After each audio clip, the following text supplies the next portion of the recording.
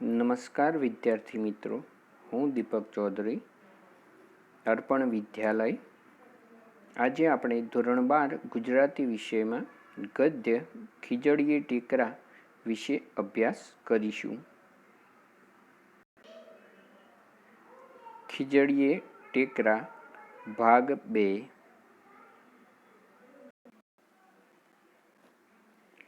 પણ આ ચિત્રની સાથે સાથ જ બીજું એક ચિત્ર પરાણે આવી ઊભતું હતું. ગામના શકમંદ શખ્સોની યાદી ઉપરથી કુબાનો સઘળ કાઢીને પસાયતાઓ ભોજાને ઢોરમાર મારી રહ્યા છે. તો આપણે જોયું કે ભોજાના મગજમાં એવો વિચાર આવતો હતો કે તે માધવજી રાયની દુકાનમાંથી ચોરી કરી અને કાપડ લઈ જાય. એ એના જે પ્રારંભિક સ્વભાવ એટલે કે જીવનમાં શરૂઆતમાં જ્યારે યુવાન અવસ્થામાં હતો તે યુવાન અવસ્થામાં એનો જે સ્વભાવ હતો ચોરી કરવાનો, એ પ્રમાણે એના મગજમાં એવો વિચાર આવ્યો. પરંતુ એ વિચારની સાથે સાથે એક બીજું ચિત્ર પણ સ્પષ્ટ એના મન મસ્તિષ્કમાં દેખાઈ રહ્યું હતું. અને એ ચિત્ર કયું હતું તો એ અહીંયા વાત કરવામાં આવી છે કે બીજું એક ચિત્ર પરાણે એટલે કે અહીંયા એમનેમ આવીને ઊભું હતું. પરાણે એટલે કે જોર જબરજસ્તી એના મગજમાં આવી રહ્યું હતું. ગામના શકમંદ શખ્સો, શકમંદ એટલે કે શંકાશીલ અને શખ્સો એટલે કે માણસોની યાદી ઉપરથી કુબાનો સગડ કાઢીને, તો અહીંયા જે શંકાશીલ માણસો હતા એમાંથી કુબાનો સગડ કાઢીને પસાયતાઓ એટલે કે ગામના રખેવાળો, કુબાનો સગડ એક પ્રકારે એવું કહી શકાય કે એક લાકડું કુબામાંથી કાઢી અને પસાયતાઓ એટલે કે જે અહીંયા ગામના રક્ષકો હતા તે ભોજાને ઢોરમાર મારી રહ્યા છે, ભોજાને ખૂબ માર મારી રહ્યા છે. શા કારણે? કારણ કે એને એના મગજમાં એવો વિચાર આવ્યો હતો કે આપણે અહીંયાથી ચોરી કરી લઈએ. એવું એક ચિત્ર એના મગજમાં કાલ્પનિક રીતે દેખાઈ રહ્યું હતું. ગુનાની પરાણે કબૂલાત કરાવવા પોતાને ઝાડની ડાળે ટાંગીને નીચે તાપ કર્યો છે. મુદ્દામાલનો પત્તો મેળવવા કાપડ ક્યાં દાટ્યું છે એ સ્થળ બતાવવા હાથ પગ બાંધી રણગોવાળીઓ બનાવીને ઉપર લાકડીઓની તડાપીટ બોલે છે. તો અહીંયા ભોજાના મગજમાં એક કાલ્પનિક દ્રશ્ય આવી રહ્યું છે. એ પ્રમાણે એને ઢોર મારે, ઢોર એટલે કે જે પશુઓને મારવામાં આવતો સખત માર, તો એવો ઢોર માર મારી રહ્યા છે. ગુનાની પરાણે કબૂલત, ગુનાની પરાણે એટલે કે જોર જબરજસ્તીથી એને કબૂલાત કરાવવા માટે પોતાને ઝાડની ડાળીએ, તો એ ભોજો પોતાને એવી કાલ્પનિક દ્રષ્ટિથી જોઈ રહ્યો છે, કલ્પના કરી રહ્યો છે કે મને ઝાડની ડાળીથી, એ ભોજાને પોતે ઝાડની ડાળીએથી ટાંગીને એટલે કે લટકાવીને નીચે તાપ કરી, નીચે અગ્નિ સળગાવી છે. અને મુદ્દામાલનો પત્તો મેળવવા, મુદ્દામાલ એટલે કે અહીંયા ખાસ વસ્તુ કે જે કિંમતી વસ્તુઓ છે એ મેળવવા કાપડ ક્યાં દાટ્યું છે, કાપડ ક્યાં દાટ્યું એટલે કે ખાડો ખોદી અને એના ઉપર માટી વાળી અને દાટી દેવું. તો એ દાટ્યું છે એ સ્થળ બતાવવા હાથ પગ બાંધી અને રણગોવાળીઓ બનાવી ઉપર લાકડીઓની તડાપીટ બોલે છે. તો અહીંયા રણગોવાળીઓ એ પ્રમાણે બનાવી અને એની તડાપીટ એટલે કે ખૂબ જ માર મારવામાં આવી રહ્યો છે. ભોજાના મગજમાં એક પ્રકારે આ ચોક્કસ એક દ્રશ્ય કે જે અહીંયા એને હાથ ફેરો એટલે કે જો ચોરી કરશે તો એ પ્રમાણે અહીંયા આ પ્રકારની લાકડીઓની તડાપીટ એટલે લાકડીથી સખત માર મારવામાં આવશે. એને એ પ્રમાણેનું ચિત્ર, કાલ્પનિક દ્રશ્ય એ એને અહીંયા દેખાઈ રહ્યું છે. નાના, હવે આ ઉતરતી અવસ્થાએ આવા ઢોર મારાથી નહીં વેઠાય. તો અહીંયા આ ભોજાના મગજમાં કાલ્પનિક જે દ્રશ્ય આવ્યું હતું એ દ્રશ્યની સામે સામે એ અત્યારે એવું પોતાની મનસ્થિતિમાં કબૂલી રહ્યો છે કે ના ના, હવે આ ઉંમરે, આ અવસ્થા એટલે કે આ ઉંમરે આવા ઢોર માર એટલે કે સખત માર મારાથી નહીં વેઠાય એટલે કે સહન નહીં થાય. તો અહીંયા એનાથી આ પ્રકારે સહન થશે નહીં. વેઠવું એટલે કે સહન કરવું, તો એ સહન કરી શકશે નહીં. ભોજાએ આ જોખમ વહોરવાનું મોડી વાળ્યું. જોખમ વહોરવું એટલે કે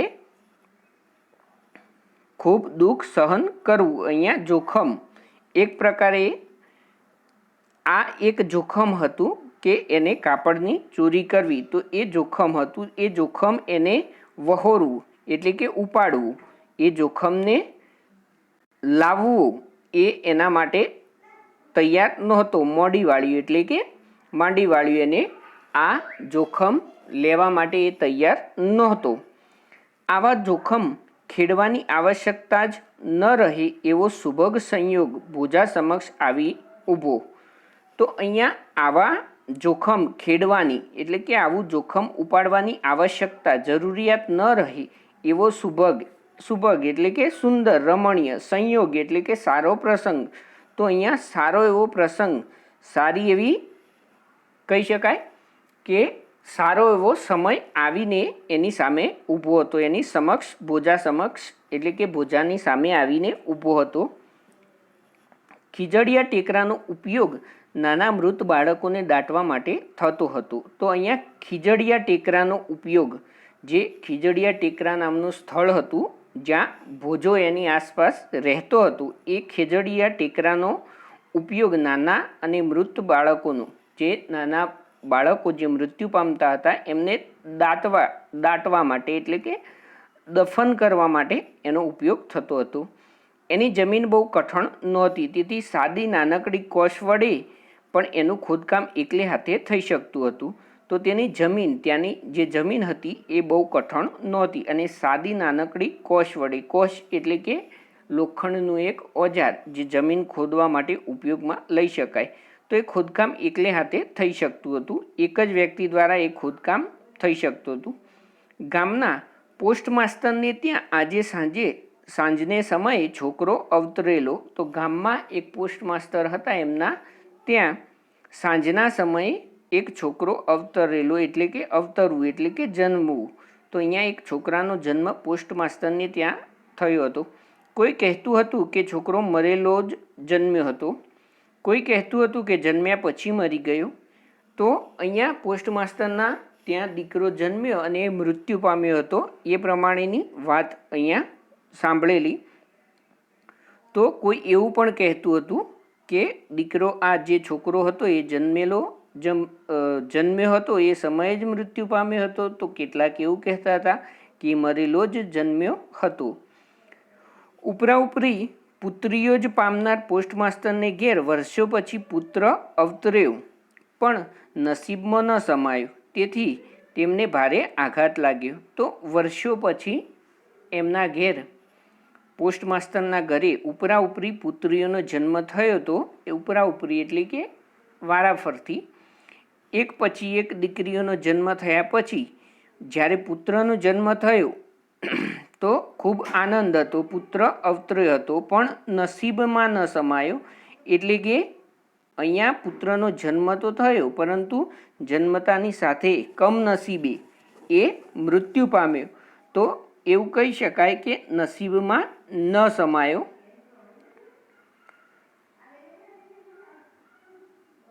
નસીબમાં ન સમાવું એ રૂઢિપ્રયોગ છે, તો નસીબમાં ન હોવું. તો અહીંયા પોસ્ટ માસ્તરના આ નસીબમાં એ પુત્રનું સુખ નહોતું, તેથી ભારે આઘાત લાગ્યો, ખૂબ દુઃખ થયું. આ હતભાગીને ઘેર અવતરીને કશું સુખ ન પામનાર એ બાલુડા પાછળ માસ્તરે સારું દાન પુણ્ય કરી નાખ્યું. હતભાગીને એટલે કે અહીંયા કમનસીબવાળાની, અભાગ્યાની વાત કરવામાં આવી છે.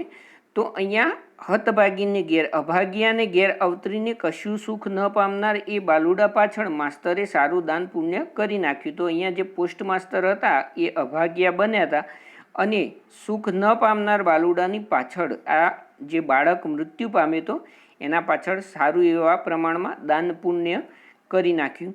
માધવજીના હાટે માધવજી જે અહીંયા કાપડના વેપારી અથવા તો કાપડના જે દુકાન ધરાવતા વ્યક્તિ હતા તે હાટે એટલે કે દુકાને માધવજીના હાટેથી ઊંચામાં ઊંચી જાતનું રેશમી કાપડ વિતરાવીને મૃત બાળકને સારી પેઠે વીંટાળ્યું.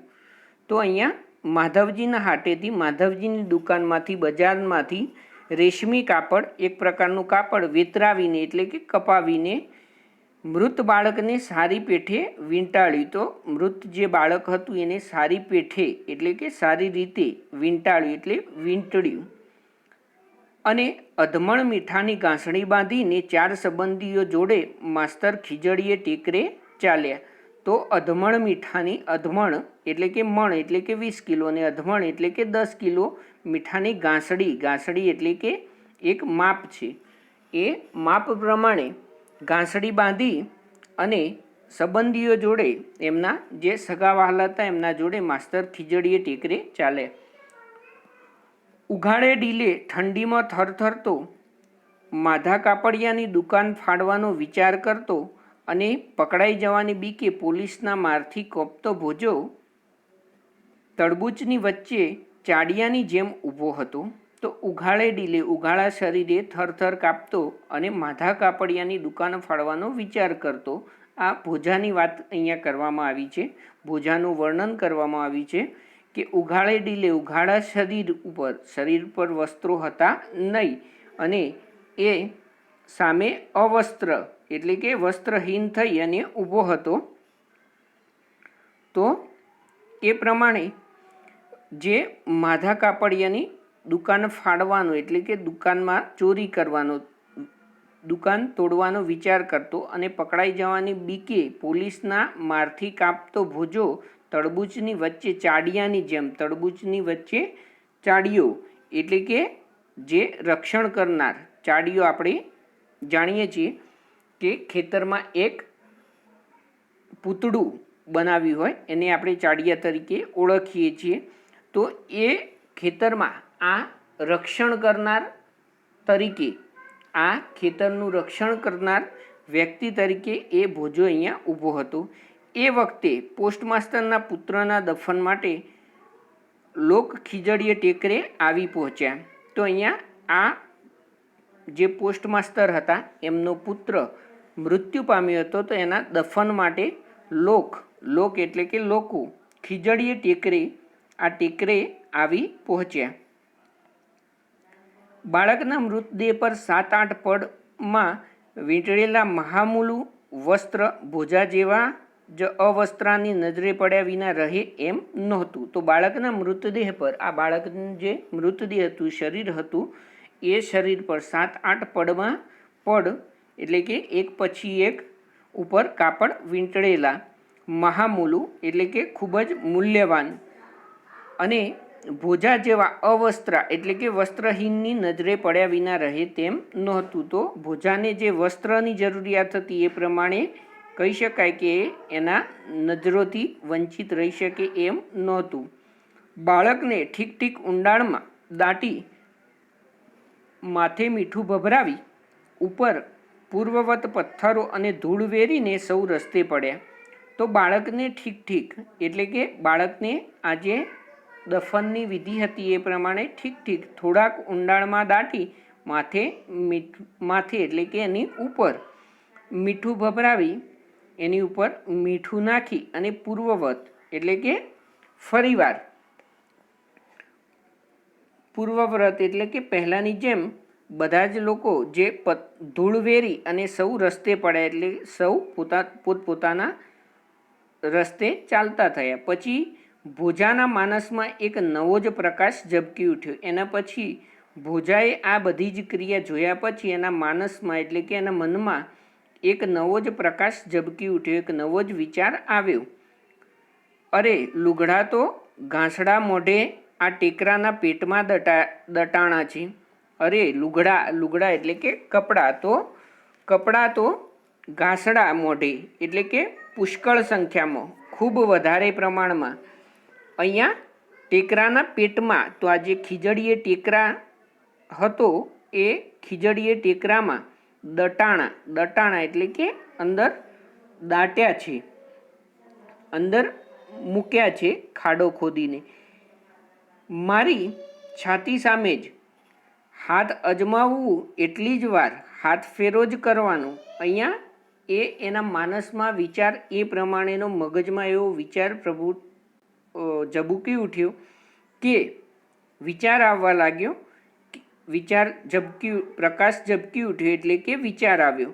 તો અહીંયા એના લુગડા કપડાં જે હતા એ ઘાસડા ખૂબ વધારે પ્રમાણમાં દાટ્યા છે, એ મારી સામે જ દાટ્યા છે અને માત્ર હાથ જ અજમાવવું એટલી વાર છે, માત્ર હાથથી જ હું એને બહાર કાઢી દઈશ. હાથ ફેરો કરવાનો જ રહ્યો એટલે કે ચોરી જ કરવાની રહી. હાથ ફેરો કરવો રૂઢિપ્રયોગ છે, ચોરી કરવી. તો અહીંયા હાથ ફેરો કરવાનો જ રહ્યો. હાથ ફેરો કરવો કે ન કરવો એના સરવાળા બાદબાકી કરવાની ભોજાને આદત નહોતી. તો અહીંયા હાથ ફેરો કરવો કે ન કરવો એની ચિંતા એણે કરી નહોતી, અથવા તો એનો લાંબો કંઈ વિચાર કર્યો નહોતો. ડેનમાર્કના રાજકુંવર જેવી દ્વિધાવૃત્તિ આ માણસે કદી કેળવી નહોતી. એટલે કે અહીંયા ઉપમા તરીકે આપવામાં આવી છે, ઉપમા આપવી છે ભોજાને, કે જેમ ડેનમાર્કના રાજકુંવર જેવી દ્વિધાવૃત્તિ એટલે કે કરવું કે ન કરવું, દ્વિધામાં હોય માણસ, ત્યારે એ કાર્ય કરવું કે ન કરવું, ત્વરિત નિર્ણય શક્તિ કેવી હોય એવી નિર્ણય શક્તિ અથવા તો એના કંઈ લાંબો વિચાર કરવાની શક્તિ એ આ માણસે કદી કેળવવી એટલે કે ક્યારેય કરી નહોતી. એક ઘાને બે કટકા કરવાનું જ એનું જીવનસૂત્ર. એક ઘા ને બે કટકા અહીંયા રૂઢિપ્રયોગ છે. એક ઘાને બે કટકા કરવા એટલે કે એક જ વારમાં બધું જ પૂર્ણ કરી દેવું. તો અહીંયા એક ઘાને બે કટકા કરવાનું જ એનું જીવનસૂત્ર એટલે એક જ વારમાં જે વિચાર આવ્યો તે જ કાર્ય અમલમાં મૂકવાનું, એ પ્રમાણેનું એનું જીવનસૂત્ર હતું ભોજાનું. રાતે સીમની અવરજવર બંધ થઈ ગઈ અને સોપો પડી ગયો. સોપો પડી જવો રૂઢિપ્રયોગ છે, શાંતિ છવાઈ જવી. તો અહીંયા જ્યારે રાત્રિનો સમય થયો, અવરજવર બંધ થઈ, આવન જાવન બંધ થઈ ગયું, એના પછી શાંતિ પ્રસરી ગઈ, ત્યારે ભોજાએ જીવનસૂત્ર અમલમાં મૂક્યું. એનું જીવનસૂત્ર હતું કે એને જે પણ કાર્ય કરવું છે તે ત્વરિત કરી દેશે. એ હાથ ફેરો કરવાનું એને નક્કી કર્યું અને એ જ પ્રમાણે અહીંયા એને અમલમાં મૂક્યું. કૂબામાંથી કોદાળી અને પાવડો લઈ ને એ સડસડાટ ટેકરા પર ચડી ગયો. તો કૂબામાંથી, એના ઝૂંપડામાંથી એ કોદાળી અને પાવડો, તો શસ્ત્રો જે ખોદકામ કરવા માટેના કોદાળી અને પાવડો એ લઈ અને સડસડાટ એટલે કે ઝડપથી ટેકરા ઉપર ચડી ગયો. ખાતર પાડવાના લાંબા મહાવરાને પરિણામે સિફતપૂર્વક ખોદકામ કરવાનું તો ભોજા માટે સાવ સહેલું હતું. તો ખાતર પાડવાનો લાંબો મહાવરો એટલે કે ચોરી કરવાનો અહીંયા લાંબો મહાવરો, ખૂબ જ અભ્યાસ એને હતો, માટે એને સિફતપૂર્વક એટલે કે ખૂબ જ ચોકસાઈથી, ચાલાકીથી, હોશિયારીથી જે એનો ખોદકામ કરવાનો અભ્યાસ હતો, મહાવરો હતો, એ પ્રમાણે એને ભોજાએ સાવ સહેલું હતું. એના માટે ખોદકામ કરવું એ સાવ સહેલું હતું. કપડું જરા પણ ફાટ્યા તૂટ્યા કે ખરડાયા વિના સરકાવી લેવા ખાતર એ ભારે સાવચેતીથી આ બાળકની કબર ખોદી રહ્યો હતો. તો એણે ફાટ્યા કે તૂટ્યા સિવાય આ કપડાને કોઈ પણ પ્રકારનું નુકસાન ન થાય એ માટે એ સાવ એટલે કે તદ્દન ખરડાયા વિના, ખરડાયા એટલે કે એ થોડુંક પણ એને નુકસાન ન પહોંચે એ લેવા ખાતર, સરકાવી લેવા ખાતર એટલે કે એને બહાર કાઢી લેવા ખાતર માટે ભારે સાવચેતીથી બાળકની કબર ખોદી રહ્યો હતો. વળી પથ્થર જોડે કોદાળીનું પાનું અથડાવાનો અવાજ પણ બહુ દૂર પહોંચી ન જાય એની સંભાળ લેવાની હતી. તો અહીંયા પથ્થર જોડે કોદાળીનું પાનું એટલે કે કોદાળીનો આગલો ભાગ જે માટી ખોદવા માટે ઉપયોગમાં લેવામાં આવે છે, તો એ પાનું અથડાવાનો અવાજ અહીંયા કોદાળીનું ફળું જેને કહી શકાય, એ ફળું આગળ પથ્થર જોડે ન ટકરાય અથવા તો પથ્થર જોડે ન અથડાય એટલે કે ટકરાવું, તો એનો પથ્થર જોડે અથડાવાથી એનો અવાજ ન થાય અને એ બહુ દૂર સુધી પહોંચી ન જાય એની સંભાળ પણ એને લેવાની હતી. એટલે અહીંયા ભોજાએ ખૂબ જ હોશિયારીથી સાવચેતીપૂર્વક આ કાર્ય પાર પાડવાનું હતું. ખત્રીસો મારીને ખાતર પાડતો હોય અને ઘરમાંથી હળવેકથી ઇસ્કોતરો સરકાવી લે એમ ભોજાએ લુગડે વીંટ્યા બાળકને ખાડામાંથી ઉંચકી લીધું. તો ખત્રીસો અહીંયા એક પ્રકારનું સાધન જે ખોદકામ માટે ઉપયોગમાં લેવામાં આવતું હોય, તો એ મારી અને ખાતર પાડતો હોય એટલે કે ચોરી કરતો હોય ખત્રીસો મારીને, તો એક પ્રકારનો એક કહી શકાય સાધન કે જેનો ઉપયોગ કરી અને ચોરી કરવામાં એનો ઉપયોગ થતો હોય. તો ઘરમાંથી હવે હળવેકથી એટલે કે ખૂબ જ ચોકસાઈથી, હળવેકથી એટલે શાંતિથી સરકાવી લે એટલે કે શાંતિથી એ લઈ લે પોતાની તરફ, શાંતિથી ધીમેથી અવાજ કર્યા વગર એ ખેંચી લે એમ ભોજાએ લુગડે વીંટ્યા બાળકને ખાડામાંથી ઉંચકી લીધું. તો લુગડામાં જે વીંટેલું મૃત બાળક હતું એ બાળકને એને હાથમાં ઉંચકી લીધું. પણ ઉંચકતા જ એણે આશ્ચર્ય અનુભવ્યું. હાડમાંસનો એ નાનકડો નિશ્ચેષ્ટ લોચો સહેજ સળવળ્યો. તો અહીંયા એણે જ્યારે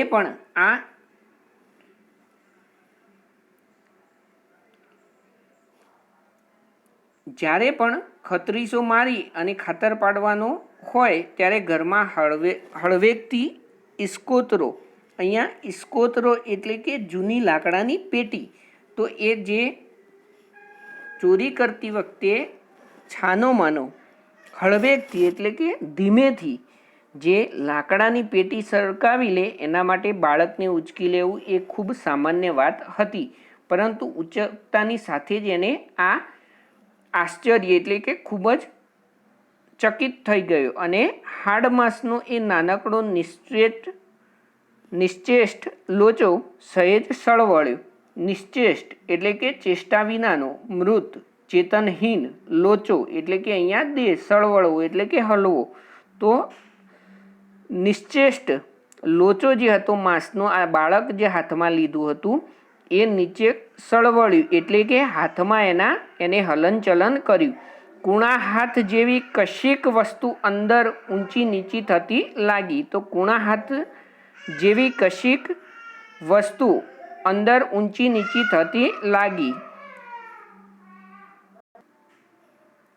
ભોજા જેવો ભડ આદમી પણ ભડકી ઉઠ્યો. તો આ નિશ્ચેષ્ટ જે સળવળ્યો, હલનચલન થયું, કૂણા હાથ જેવી કશીક વસ્તુ અંદર ઊંચી નીચી થતા લાગી એટલે ભોજા જેવો ભડ ખૂબ જ બહાદુર માણસ, આદમી એટલે કે માણસ પણ ભડકી ઉઠ્યો, ચોંકી ગયો. મરેલા